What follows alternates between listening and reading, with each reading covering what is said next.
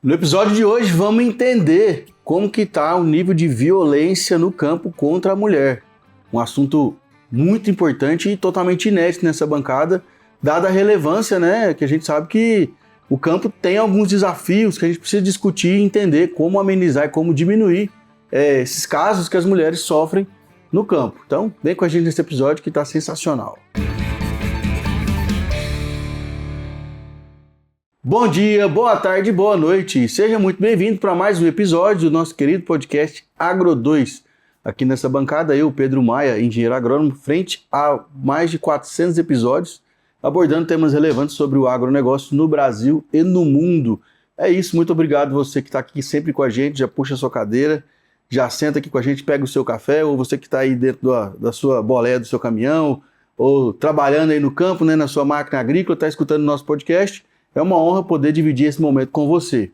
E olha só, no episódio de hoje nós vamos abordar um tema inédito, né, e muito relevante dentro do nosso agronegócio, que é a violência no campo contra as mulheres. A gente sabe que acontece, né, ainda em pleno 2025, a gente ainda tem relatos dessas situações. E vamos entender nesse episódio como as mulheres podem se proteger melhor, quais os cuidados devem ser tomados e quais as medidas que fazem com que esses atos e essas situações também sejam evitadas, né, e evitem de acontecer feminicídio e outras violências diversas contra as mulheres. Nossa convidada, ela é coordenadora do curso de Direito da Faculdade Anhanguera e ela é formada em Pedagogia com pós-graduação em Pedagogia Empresarial e também em Direito pela Universo. Possui especialização em Direito Penal e Processo Penal pela EPD de São Paulo, além de pós-graduação em LGPD pela Legale de São Paulo e atualmente cursa pós-graduação em Direito Civil e Processo Civil na Anhanguera Educacional, EAD. Atua há 6 anos como advogada nas áreas cíveis e criminal e soma 4 anos de experiência como docente, lecionando disciplinas como Teoria Geral do Processo, Direito Penal e Parte Geral e Execução Penal. Nossa convidada é a doutora Daniele Cristina Barbosa. Seja muito bem-vinda, doutora. Obrigada. Tudo bem? Estou bem, e você? Bom, graças a Deus, né? Então tá ótimo. Trazendo uma pauta super relevante, né? Que é a violência no campo, né? A doutora que atua aí frente à linha criminal. Né, doutora? Primeiro eu queria que a senhora desse as boas-vindas, né? Para os nossos convidados, se apresenta. Olá, boa tarde, bom dia ou boa noite, né? Meu nome é Daniele Cristina Barbosa. Sou advogada, criminalista, atuo de frente mesmo, né, junto com a UAB Goiás. Sou coordenadora da Faculdade Anhanguera no curso de Direito e também coordenadora do Núcleo de Prática Jurídica da Faculdade Anhanguera, que é onde a gente faz atendimento aberto para a comunidade, para pessoas que não têm condição de pagar um advogado.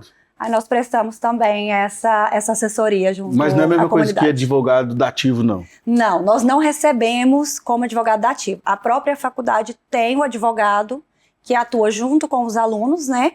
Para que eles pegam essa prática, para que eles consigam atender futuramente os demais pessoas que eles encontrarem no caminho. Entendi. Doutora, e conta pra gente como é que a senhora foi parar no mundo do direito, já que a senhora é pedagoga, né, de formação, começou lecionando. Foi. E depois acabou peticionando. Literalmente. A família toda de pedagogo, então segui o caminho, mas no meio eu falei, não dou conta disso não. Fiz direito, né, um curso que eu sempre tive vontade de fazer. Então iniciei o curso de direito, mas assim, nunca larguei a sala de aula. Porque sempre estive na faculdade, né, na graduação, lecionando também. Perfeito. E a senhora é de Goiânia mesmo? Goiânia, isso mesmo. Tá, e aí a outra pergunta que eu tenho que fazer logo em sequência, né? Porque como que a senhora foi parar na área criminal, né?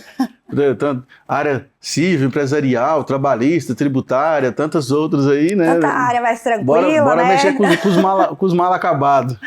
É engraçado porque eu estagiei desde o meu 3º período com um grande advogado criminalista, que é o Dr. Rodrigo Lustosa.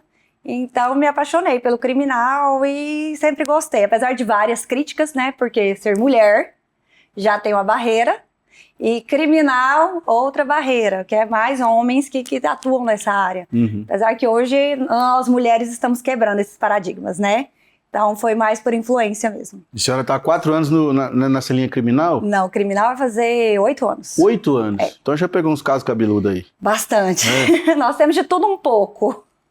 Tem alguma linha específica que a senhora atua mais? Por exemplo, na parte mais de tráfico de drogas ou de roubo a banco, a carro, sequestro, enfim, sei lá. Como é que fala? Tem de tudo um pouco. A gente tem muito Maria da Penha hoje em dia, né? É uma área que tem crescido muito, infelizmente, que até bate com o nosso tema de hoje, que a gente atua dos dois lados, tanto com a área da mulher como vítima, tanto da área com o homem como o acusado. Tráfico de drogas, bastante. Roubar banco, organização criminosa. Então, assim, é vasto. O criminal, ele é muito vasto. Não tem aquela área específica. Porque o que chega até você são demandas e familiares com pessoas que estão com a restrição de liberdade e querem voltar, né? Então, é bem amplo mesmo, bem vasto. Não tem como eu falar assim, só uma área que eu atuo. O criminal, ele é bem amplo. Sim, mas teve algum caso emblemático que marcou muito a senhora, assim, que a senhora lembra? Você não precisa falar o santo, mas pode contar um milagre. Eu acho que tem de tudo um pouco. Vou falar um bem no início de carreira, que foi uma pessoa, né, que ela estava bem na época do Natal. Aí ela foi pego com 7 pés de maconha e os pés de maconha estavam enfeitados com as luzes. Árvore de Natal? Era árvore de Natal. O pé de maconha virou árvore de Natal. Olha aí, ó. Então, assim, é algo que marca, criatividade, que marca. Eles são criativos. São muito criativos. Plantando no quintal de casa? Quintal de casa. Gente, alguém denunciou. Começa aquele movimento na porta da casa, entra e sai, a polícia passa, aí começa a falar, tá errado.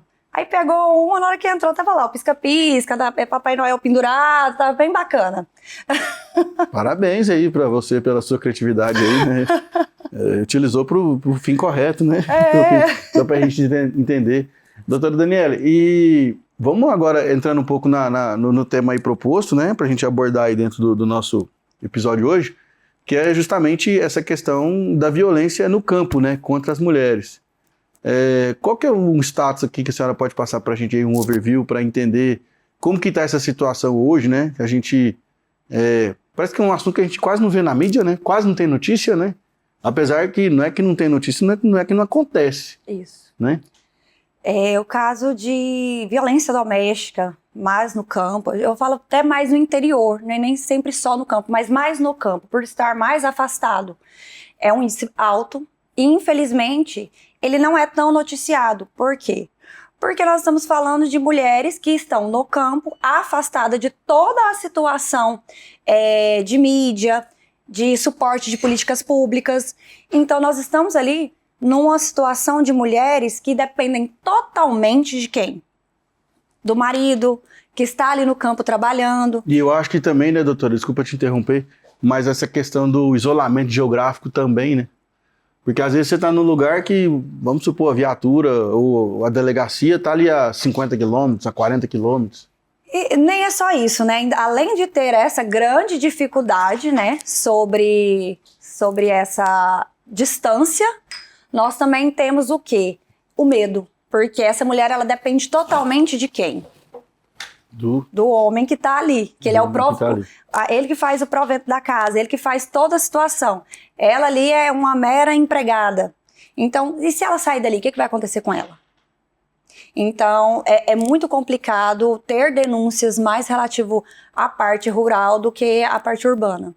E mesmo assim, na parte urbana, com diversas políticas públicas, propagandas, nós ainda temos diversas mulheres que têm medo. Se essa que tem bastante informação, comodidade, proximidade, ela não consegue estar dentro da cidade, imagina aquela que está distante.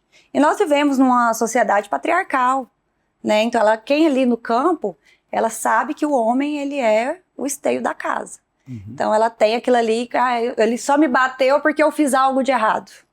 Então, tem essa mentalidade. Entendi. Então, isso é bem complicado. Né? E acho que também ainda tem a seguinte situação, né? Que pelo casal ali que está enfrentando esse problema, tá no campo e longe de outras pessoas, né? Digamos assim, né?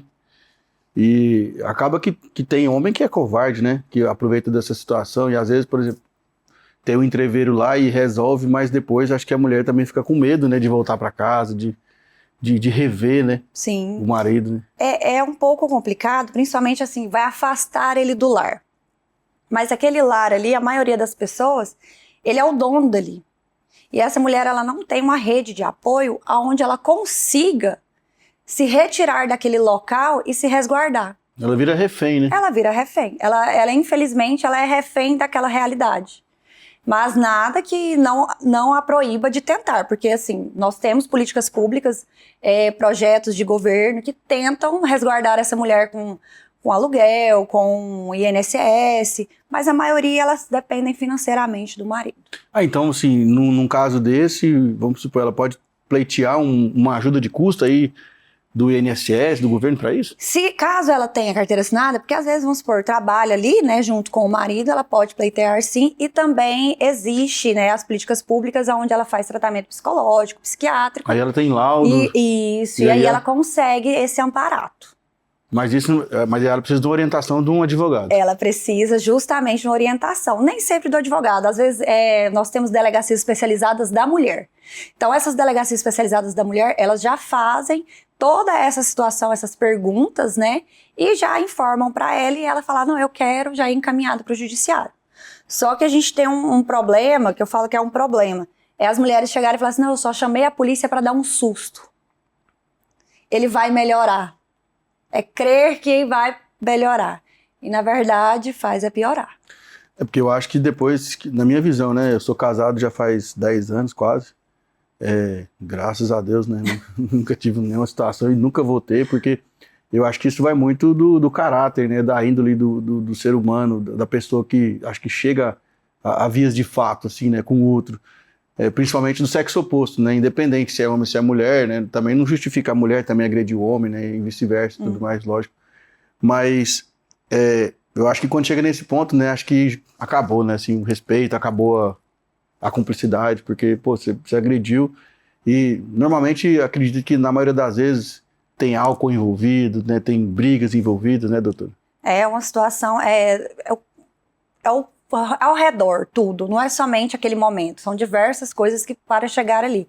Tem até um caso bem recente lá do escritório, que o rapaz brigou com a esposa, ela morava no interior, assim, mais distante, só que ela foi para a delegacia, e ele catou um pedaço de pau e foi atrás dela até a porta da delegacia. Gente. Aí ele foi preso, lógico.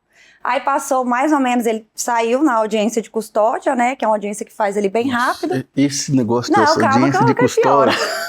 Esse negócio da audiência de custódia, doutora, eu acho que assim, não. É lógico que nessa situação, sim, mas parece que é pra tudo, né? É bem difícil ficar preso. Parece que é um negócio feito pra falar assim, não, ele é bonzinho, ele não vai fazer isso. Mas é porque é réu primário, tem endereço fixo, aí a gente pega essas... assinada. Trabalho de carteira assinada. E aí ele saiu e logo depois que ele saiu, passou uns 2 meses, ela entrou em contato comigo, pedindo para tirar a medida protetiva contra ele, porque eles estavam morando juntos novamente. Então, é complicado. Enxugar gelo, né, doutor? Enxugar gelo. Mas é a dependência que se tem da pessoa, porque a casa onde ela morava era a casa de quem? Dele. Então ela depende dele. Então mas tem assim, tem alguma estatística, por exemplo, para dizer que isso acontece mais quando o casal é o fazendeiro, ou quando ele é o funcionário da fazenda, ou o prestador de serviço, o avulso que está ali. A senhora já notou um padrão desse? A parte rural, ela é mais o caseiro, o funcionário mesmo. Que mora lá com a esposa. Que mora com a esposa e os filhos. Porque a parte, assim, vamos não diminuindo, mas o fazendeiro em si, eles têm um maior conhecimento, um maior acesso. Hoje a internet, graças a Deus, a gente tem ela em qualquer lugar. Starlink, né, pra todo lado. Starlink. Então, assim, é essa situação. E o pessoal que já trabalha para o fazendeiro, ele já tem um certo receio e ele foi criado dessa forma em casa. O homem manda, a mulher obedece. Uhum. É essa a observação que a gente tem visto. Entendi. Eu acho que também é triste porque os filhos também sofrem, né? Com certeza. Do casal, né? Cresce num lar assim. Eu sou defensor do casamento, lógico, né? Eu defendo que a família permaneça sempre unida, mas eu acho que chega nesse ponto aí, é um caminho sem volta, porque isso vai até onde? Até um matar o outro? Infelizmente, o índice de feminicídio, nós estamos com ele assim extrapolado, né? Ele sempre existiu, igual eu escuto às vezes os alunos falarem. Nossa, mas por que agora tem tanto feminicídio? Não é que agora tem, sempre existiu. Agora ele é falado. Entendi. Antes não era. Então a gente tem essa visibilidade maior, mas em vez de diminuir, está aumentando. Mas só para a gente classificar aqui, para todo mundo entender, que eu acho que também deve ser uma dúvida comum. O que caracteriza um feminicídio? Sempre que houver um crime em que um homem mata uma mulher, é um feminicídio ou não necessariamente? Não sempre é que um homem mata uma mulher, né? Eles têm uma relação, né? Eles convivem. A violência doméstica, você tem que conviver no mesmo ambiente ou não. Ou ser namorado, ou ex, ou pai, ou ascendente, descendente. Tem alguma relação familiar. Tem que ter uma relação, a violência doméstica e familiar que a gente fala, né? Entendi. Ela é assim, o feminicídio é um homem matar uma mulher pelo sexo feminino, né? Entendi. Por ela ser mulher. Entendi. Porque ela é um sexo mais frágil. Querendo ou não, nós temos discrepâncias de salários, nós temos essa diferenciação. Então, Sim. o homem matar uma mulher... Composição corporal, né? O homem é mais forte, tem mais testosterona. Sim. Tem estrutura muscular muito maior, né? Trabalho. Biologia, né? No rural, trabalha na lida, então, assim, tem mais força, né? Então, eles têm essa visibilidade. Doutora, e a senhora que já é estudiosa do assunto aí, né? E ainda atua na área criminal, tem algum padrão, assim, um red flag, assim, uma bandeira vermelha que, por exemplo, para quem está assistindo aqui esse episódio e é mulher e pode... tá num relacionamento, talvez ainda não tenha sido agredida, Deus abençoe que não, mas sim, tem algum tipo de comportamento que a senhora pode indicar para você, se você percebeu que é assim que funciona, já sai fora? Assim, a violência, ela não é só a física, né? Nós temos a violência psicológica, patrimonial, a física, nós temos o stalk, que é a pessoa que persegue. Então, assim, a partir do momento que se apropria das suas coisas, por exemplo, hoje quase todo mundo tem celular. A partir do momento que pega seu celular, deixa eu ver com quem que você está conversando, tem essa invasão de privacidade, são comportamentos que você tem que ficar mais atento. Obsessão, assim, né? Um Isso. ciúme mais exagerado, você é minha, né? São frases pequenas, mas que você acha que é de carinho, mas no fundo não é. Essa obsessão, essa posse que se tem, porque ou você é minha ou você não é de ninguém, e isso são comportamentos que você deve observar, porque começa psicologicamente, depois vai fisicamente, patrimonialmente e assim sucessivamente. É uma escada mesmo para chegar, infelizmente, no fim, que é o feminicídio, que é a morte. Entendi. E eu acho também que um fator que eu acho que é muito comum, hoje principalmente, né, que assim, a gente vive num mundo, é muita tela, é muita informação, é muita coisa ao mesmo tempo, e as pessoas, elas estão com dificuldade de criar muita conexão, né, eu digo assim, uma com as outras, e eu acho que a dependência emocional, ela é um reflexo disso também, né, e acho que muita gente não percebe que ela é dependente emocional de outra pessoa, né, doutora? A senhora já percebeu isso? Essa violência que a gente chama de violência psicológica, né, porque o homem sabe que a mulher depende dele, o homem sabe que a mulher precisa dele, então ele usa isso como se fosse uma prisão mesmo. Então, psicologicamente, essa mulher é presa a ele. E às vezes ela nem sabe que está presa, né? Porque ela tem uma dependência emocional. Uma dependência emocional e uma vontade de achar que ele está aqui nesse patamar e ele nunca vai sair. Não, ele vai mudar. Não, ele vai melhorar. Tem essa credibilidade, essa vontade de acreditar que vai melhorar. E eu acho que um casal, né? Que depois que está muito tempo junto, né? Igual eu falei, eu tenho 10 anos, eu tenho algumas experiências, né, com o meu casamento, lógico, e eu percebi que chega um momento que, assim, você fica tão grudado no outro, né, se vira tanto uma só carne, que a gente, às vezes, perde a nossa identidade, né, e isso é perigoso, né, então, assim, você tem que saber aquilo que você gosta de fazer, aquilo que você está sentindo, você tem que pôr pra fora, a roupa que você quer vestir, aonde você quer ir, né? Tem que ter esses momentos, ter amizades, ter pessoas, né, com quem conversar fora do não vínculo ficar dele. Vínculo, exato. Porque às vezes você fica sufocado e não tem nem com quem conversar. Então, às vezes, você entender que pessoas de fora vão te ajudar é importante. Ah, mas eu não quero que você tenha amizade com tal pessoa. Não quer por quê? Vamos analisar essa situação. E, infelizmente, tem mulheres que abandonam a família por causa do marido, né? Então, isso é muito perigoso. Essa dependência que se tem é desesperador, porque quando a pessoa acorda, ela se arrepende muito, ela fica se culpando. E o pior da violência doméstica é justamente isso, a pessoa se culpar. Ela virar e falar assim, a culpa é minha, ele me bateu porque eu fiz algo de errado. Ele gritou comigo porque eu também gritei com ele. Eu provoquei. Mas até ela chegar no ponto que ela fala assim, não foi isso que aconteceu. Era ele que estava fazendo comigo e eu tentando não entender, demora. E como que a senhora enxerga a atuação do Poder Judiciário em si, né? Ali, dos legisladores, dos juízes, da promotoria? Você acha que eles têm feito um bom trabalho? Ou você acha que ainda tem muitos pontos de melhoria? Tem vários pontos de melhoria, principalmente na parte rural, porque por mais que eles fazem aqueles itinerantes da justiça e tal, mas às vezes eles não entendem que aquele momento ali tá tudo bem, e depois? Né? Não faz um estudo, um acompanhamento. Eu penso que o batalhão rural, ele tem que ter uma mulher no batalhão rural, por quê? Porque às vezes ele vai visitar as fazendas, deixa a mulher conversando com a mulher e o homem conversando com o homem, pra gente ver se não vai ter alguma Geralmente é só homem que tem em batalhão rural? A maioria é. A maioria é. Mas assim, vira e mexe, sempre tem uma mulher junto. Mas igual, Maria da Penha é só urbano, rural não tem. Quem faz é o batalhão rural. Né? Então a gente precisa ter essa proximidade. Aqui em Goiânia, né, o que eu já vi que o batalhão de Maria da Penha tem uma faixa rosa na viatura, né? Isso, ela é uma faixa meio rosa, roxa, e nós temos 2 delegacias especializadas na mulher, que é a primeira DEAN e a segunda DEAN. E a central de flagrantes agora também tem um cartório 24 horas só da mulher. Entendi. E para aquela mulher que está assistindo aqui o nosso episódio e infelizmente está passando por uma situação dessa, qual orientação que a senhora dá para ela? Denuncie. É difícil?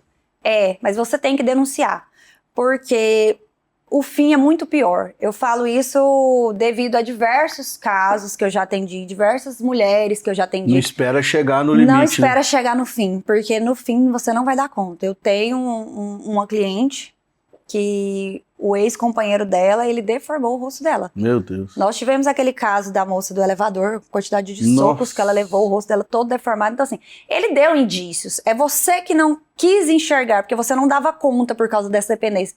Então para um pouco, faz um acompanhamento psicológico, converse com pessoas ao seu redor, veja o comportamento do seu companheiro com o comportamento do companheiro de outra pessoa para ver se tá assim. Porque só assim para você entender que às vezes você está sendo vítima de violência e não tá querendo acreditar. E produzir prova também, assim... Gravações de celular, filmagens, conversas, pessoas ao redor, amigos, porque assim, tem pessoas que, por exemplo, tá numa roda de conversa, o companheiro tá maltratando a mulher. Então, assim, às vezes essa pessoa pode servir como testemunha, né? Mas hoje a palavra da vítima, ela tem um certo peso, não é 100%, até que o próprio STJ colocou que não é 100%, mas tem o próprio peso que ajuda a fazer essa investigação de forma mais centrada e correta. E a senhora vê que o tipo de violência no campo que a mulher mais sofre hoje é a psicológica, é a física, é a sexual? Nós temos, assim, o índice mais de violência física. Física mesmo, de agressão. Física, de agressão mesmo, porque por causa dessa sociedade patriarcal que nós temos.